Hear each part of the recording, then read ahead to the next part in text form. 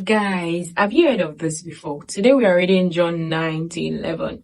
As Jesus was walking along, he saw a man who had been born blind. His disciples asked him, "Teacher, whose sin caused him to be born blind? Was it his own or his parents' sin?" Jesus answered, "His blindness has nothing to do with his sin or his parents' sin. He is blind so that God's power might be seen at work in him. As long as it is day, we must do the work of him who sent me. Night is coming when no one can walk. While I am in the world, I am the light for the world." After he said this, Jesus spat on the ground and made some mud with the spittle. He rubbed the mud on the man's eye and told him, "Go and wash your face in the pool of Siloam."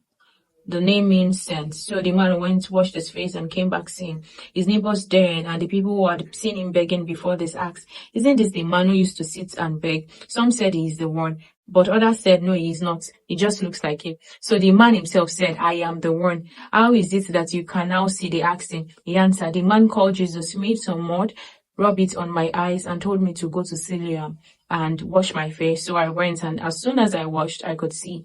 "Where is he?" they asked. "I don't know," he answered. The Pharisees investigate the healing. Trust them to do that. Then they took to the Pharisees the man who had been blind.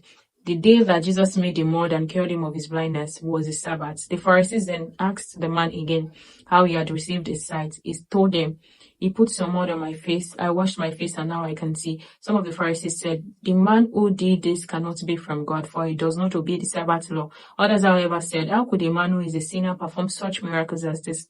And there was a division among them. So the Pharisees asked the man once more, "You said he cured you of your blindness. Well, what do you say about him? He's a prophet." The man answered. The Jewish authorities, however, were not willing to believe that he had been blind and could now see, until they called his parents and asked them, "Is this your son? You say that he was born blind. How is it then that he can now see?" His parents answered, "We know that he is our son, and we know that he was born blind, but we do not know how it is that he is now able to see, nor do we know who cured him of his blindness.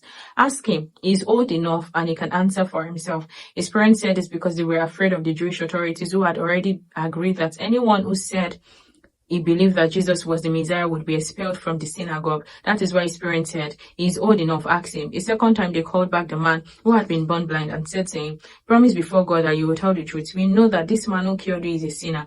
We don't know if he is a sinner or not. I don't know if he's a sinner or not." The man answered, "One thing I don't know. I was blind and now I see." "What did he do to you?" they asked.